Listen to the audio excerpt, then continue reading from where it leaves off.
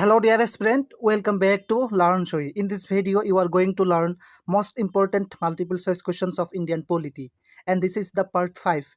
So if you are an aspirant of any competitive exam, you can watch this video till the end. As question number 81 to apnaloke sabo parise, who was the first Chief Justice of India? Bharator prothom mukho nyayadhik kon asil? The right option of this question is option A. Option A hobo H.J. Kania. In এক্সপ্লেনেশ্যনত আপোনালোকে দেখিব পাৰিছে হৰিলাল জেকিচুন দাস কানিয়া আছিল স্বাধীন ভাৰতৰ উচ্চতম ন্যায়ালয়ৰ প্ৰথমগৰাকী মুখ্য ন্যায়াধীশ। তেওঁ 1950 চনৰ 26 জানুৱাৰীত ভাৰতৰ উচ্চতম ন্যায়ালয় প্ৰতিষ্ঠা হোৱাৰ পিছত প্ৰথম মুখ্য ন্যায়াধীশ হিচাপে কাৰ্যনিৰ্বাহ গ্ৰহণ কৰিছিল আৰু 1951 চনৰ 6 নৱেম্বৰলৈকে এই পদত কাৰ্যনিৰ্বাহ কৰিছিল। ঠিক আছে, কুৱেশ্যন নম্বৰ 82 চাব পাৰিছে, which article of the Indian constitution deals with the right to equality? ভাৰতীয় সংবিধানৰ কোনটো অনুচ্ছেদত সমতাৰ অধিকাৰৰ বিষয়ে আলোচনা কৰা হৈছে? ইয়াৰ কাৰেক্ট অপশ্যনটো হ'ব অপশ্যন বি। অপশ্যন বি হ'ব আৰ্টিকল 14। অনুচ্ছেদ 14ত সমতাৰ অধিকাৰৰ বিষয়ে আলোচনা কৰা হৈছে। ঠিক আছে, ইয়াত চাব পাৰিছে অনুচ্ছেদ 14য়ে আইনৰ আগত সকলোৰে সমান অধিকাৰ আৰু সম সুৰক্ষা নিশ্চিত কৰে। কুৱেশ্যন নম্বৰ 83 চাব পাৰিছে, who is the constitutional head of the state government? ৰাজ্য চৰকাৰৰ সাংবিধানিক মুৰব্বী কোন? The right option of this question is option B. Option B হ'ব গভৰ্ণৰ, অৰ্থাৎ ৰাজ্যপাল হৈছে ৰাজ্য চৰকাৰৰ সাংবিধানিক মুৰব্বী। ৰাজ্যপাল হ'ল ৰাজ্যখনৰ সাংবিধানিক মুৰব্বী যি ৰাষ্ট্ৰপতিৰ দ্বাৰা নিযুক্ত হয়। ৰাজ্যপালক কোনে নিযুক্তি দিয়ে? ৰাষ্ট্ৰপতি। মনত ৰাখিব এইটো পইণ্ট ভালদৰে। কুৱেশ্যন নম্বৰ 84টো চাব পাৰিছে আপোনালোকে, in which year was the Assam accord child? কোন চনত অসম চুক্তি স্বাক্ষৰিত হৈছিল? ইয়াৰ কাৰেক্ট অপশ্যনটো হ'ব অপশ্যন বি। অপশ্যন বি হ'ব 1985। 1985 চনত অসম চুক্তি স্বাক্ষৰিত হৈছিল। ঠিক আছে, ইয়াত চাব পাৰিছে 1985 চনৰ 15 আগষ্টত ভাৰত চৰকাৰ আৰু অসম আন্দোলনৰ নেতৃবৃন্দৰ মাজত ঐতিহাসিক অসম চুক্তি স্বাক্ষৰিত হৈছিল। কুৱেশ্যন নম্বৰ 85 চাব পাৰিছে, how many Rajya Sabha seats are allocated to Assam? অসমৰ বাবে ৰাজ্যসভাত কিমানখন আসন আবণ্টিত কৰা হৈছে? ইয়াৰ কাৰেক্ট অপশ্যনটো আপোনালোকে নিশ্চয় জানে।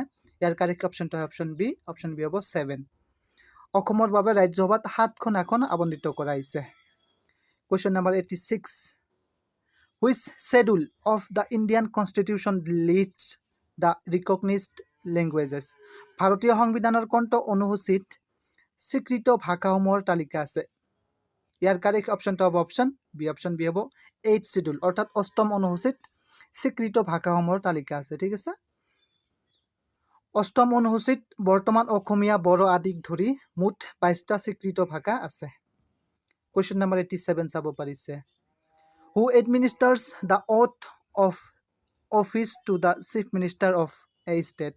ৰাজ্যৰ মুখ্যমন্ত্ৰীক কোনে শপত বাক্য পাঠ পঢ়োৱায়? ইয়াৰ কাৰেক্ট অপশ্যনটো হ'ব অপশ্যন চি। অপশ্যন চি হ'ব গভৰ্ণৰ, অৰ্থাৎ ৰাজ্যপালে ৰাজ্যৰ মুখ্যমন্ত্ৰীক শপত বাক্য পাঠ কৰোৱায়। ঠিক আছে, ৰাজ্যপালৰ দ্বাৰা মুখ্যমন্ত্ৰীক শপত বাক্য পাঠ কৰোৱা হয়। বৰ্তমান অসমৰ ৰাজ্যপাল হৈছে লক্ষ্মণ প্ৰসাদ আচাৰ্য। তেওঁ 2024 চনৰ 23 জুলাইত অসমৰ 32তম ৰাজ্যপাল হিচাপে শপত গ্ৰহণ কৰিছিল। এইটো মনত ৰাখিব। ঠিক আছে, তাৰ পিছৰ কুৱেশ্যন চাব পাৰিছে, the panchayati raj system was first constitutionalised by which amendment? কোনটো সংশোধনীৰ দ্বাৰা পঞ্চায়তী ৰাজ ব্যৱস্থাক সাংবিধানিক মৰ্যাদা দিয়া হৈছিল? ইয়াৰ কাৰেক্ট অপশ্যনটো হ'ব অপশ্যন চি। অপশ্যন চি হ'ব 73rd এমেণ্ডমেণ্ট।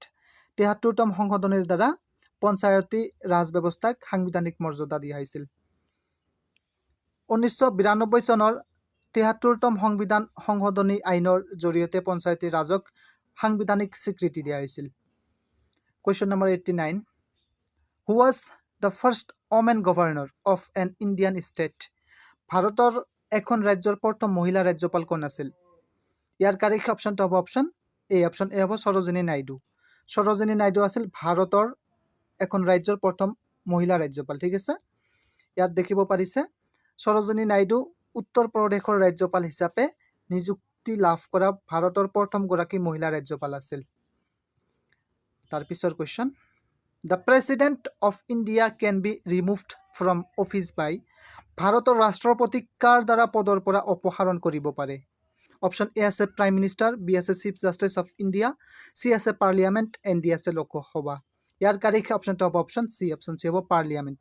সংসদৰ দ্বাৰা ৰাষ্ট্ৰপতিক পদৰ পৰা অপসাৰণ কৰিব পাৰে ঠিক আছে ইয়াত দেখিব পাৰিছে সংসদত মহা অভিযোগ প্ৰক্ৰিয়াৰ জৰিয়তে অনুচ্ছেদ 61 অনুসৰি ৰাষ্ট্ৰপতিক পদৰ পৰা আঁতৰাব পাৰে তাৰ পিছৰ question in which year was the Guwahati High Court established Guwahati উচ্চ ন্যায়ালয় কেতিয়া প্ৰতিষ্ঠা কৰা হৈছিল অপশন এ আছে 1947 বি আছে 1948 সি আছে 1950 এণ্ড ডি আছে 1963 ইয়াৰ কাৰেক্ট অপশনটো হ'ব অপশন বি হ'ব 1948 1948 চনত গুৱাহাটী উচ্চ ন্যায়ালয় প্ৰতিষ্ঠা কৰা হৈছিল তাৰ পিছৰ question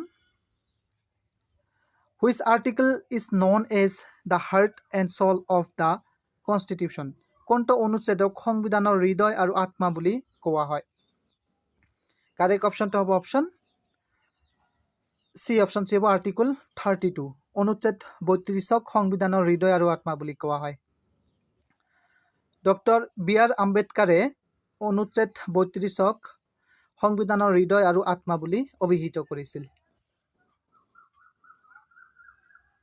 Question number 93 Who was the first election commissioner of India ভাৰতৰ প্ৰথম নিৰ্বাচন আয়ুক্ত কোন আছিল অপশন কেইটাৰ ভিতৰত ইয়াৰ কাৰেক্ট অপশনটো হ'ব অপশন এ হ'ব সুকুমাৰ সেন সুকুমাৰ সেন আছিল ভাৰতৰ প্ৰথম নিৰ্বাচন আয়ুক্ত সুকুমাৰ সেন আছিল ভাৰতৰ প্ৰথম গৰাকী মুখ্য নিৰ্বাচন আয়ুক্ত তেওঁ 1950 চনৰ পৰা 1958 চনলৈকে কাৰ্যনিৰ্বাহ কৰিছিল ঠিক আছে তাৰ পিছৰ question What is the maximum strength of the Lok Sabha? লোকসভাৰ সৰ্বাধিক সদস্য সংখ্যা কিমান আগতে আছিল 552 বৰ্তমান হৈছে 550 ঠিক আছে এটা মনত ৰাখিব লোকসভাৰ বৰ্তমান সৰ্বাধিক সংখ্যা হৈছে 550 তাৰ পিছৰ question Who appoints the judge of the Supreme Court? উচ্চতম ন্যায়ালয়ৰ ন্যায়াধীশসকলক কোনে নিযুক্তি দিয়ে Option A as a Prime Minister, B as a Law Minister, C as a President, and D as a Chief Justice. The right option of this question is option C. Option C of President. ৰাষ্ট্ৰপতিয়ে উচ্চতম ন্যায়ালয়ৰ ন্যায়াধীশসকলক নিযুক্তি দিয়ে তাৰ পিছৰ question Which amendment added the words socialist and secular to the preamble?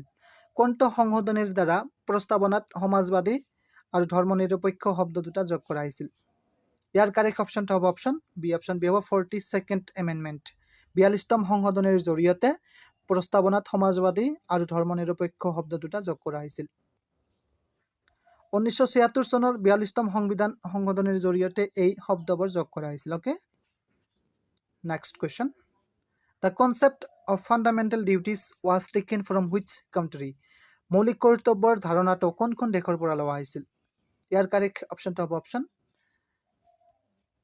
C option সি হ'ব USSR অৰ্থাৎ Soviet ইউনিয়নৰ পৰা মৌলিক কৰ্তব্যৰ ধাৰণাটো লোৱা হৈছিল তাৰ পিছৰ কোৱেশ্চন চাব পাৰিছে Who was the first Assamese Chief Justice of Guwahati High Court Guwahati উচ্চ ন্যায়ালয়ৰ প্ৰথমজন অসমীয়া মুখ্য ন্যায়াধীশ কোন আছিল অপশন এ আছে হলিৰাম ডেকা বি আছে ৰঞ্জন গগৈ সি আছে HK Sema এণ্ড ডি আছে সৰ্বানন্দ সোণোৱাল ইয়াৰ কাৰেক্ট অপশনটো হ'ব অপশন অপশন এ হ'ব হলিৰাম ডেকা আছিল গুৱাহাটী উচ্চ ন্যায়ালয়ৰ প্ৰথমজন অসমীয়া মুখ্য ন্যায়াধীশ ওকে তাৰ পিছৰ question When was the Constitution of India adopted by the Constituent Assembly? সংবিধান সভাই ভাৰতৰ সংবিধান কেতিয়া গ্ৰহণ কৰিছিল ইয়াৰ কাৰেক্ট অপশনটো হ'ব অপশন বি হ'ব 26 নৱেম্বৰ 1949 26 নৱেম্বৰ 1949 চনত সংবিধান সভাই ভাৰতৰ সংবিধানক গ্ৰহণ কৰিছিল ঠিক আছে 1949 চনৰ 26 নৱেম্বৰত সংবিধান গ্ৰহণ কৰা হয় আৰু 1950 চনৰ 26 জানুৱাৰীৰ পৰা ই কাৰ্যকাৰী হয় ঠিক আছে তাৰ পিছৰ question How many fundamental rights are currently recognized by the Indian Constitution? ভাৰতীয় সংবিধানত বৰ্তমান কিমানটা মৌলিক অধিকাৰ স্বীকৃতি অপশন এ আছে 5 বি আছে 6 সি আছে 7 এণ্ড ডি আছে 10 ইয়াৰ কাৰেক্ট অপশন কোনটো হয় আপোনালোকে জাষ্ট কমেন্ট কৰি জনাব ঠিক আছে So thank you for watching this video. Keep watching, keep learning.